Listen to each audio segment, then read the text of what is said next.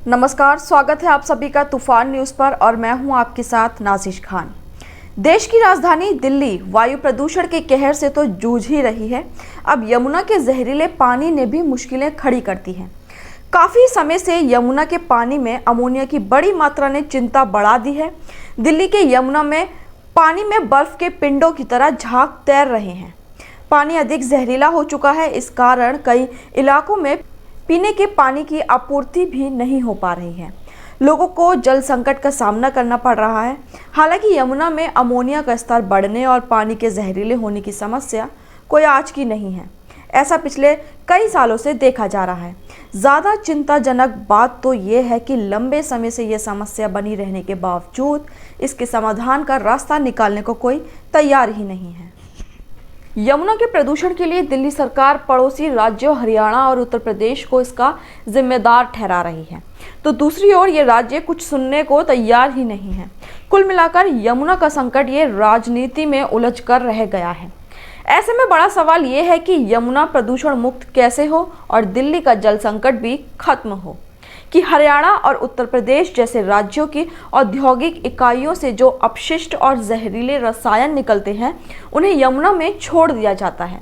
वैसे ये समस्या देश की तमाम छोटी बड़ी नदियों के साथ है। ये नदियाँ जिन शहरी इलाकों खास तौर से औद्योगिक शहरों से गुजरती हैं, वहाँ का अपशिष्ट इनमें बहा दिया जाता है।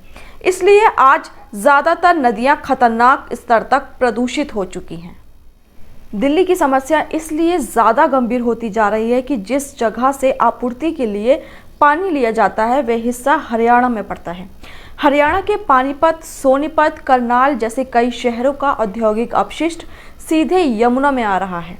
इसी तरह दिल्ली से सटे गाजियाबाद शहर में भी छोटे बड़े उद्योगों की संख्या काफ़ी है और यहाँ से निकलने वाला जहरीला कचरा और पानी भी यमुना में गिरता है। ठंड के मौसम में ये समस्या विकराल रूप धारण कर लेती है। ऐसे में यमुना को प्रदूषित होने से कैसे बचाया जा सकता है? ऐसा नहीं कि यमुना के प्रदूषण को लेकर सरकारी महकमों और निकायों को कोई खबर नहीं है। प्रदूषण से निपटने के लिए राष्ट्रीय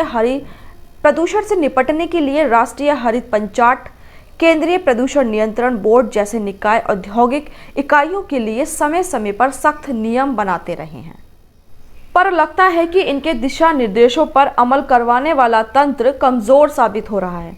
वरना क्या कारण है कि सख्ती के बाद भी औद्योगिक कचरा और जहरीले रसायन यमुना में बहाए जा रहे हैं।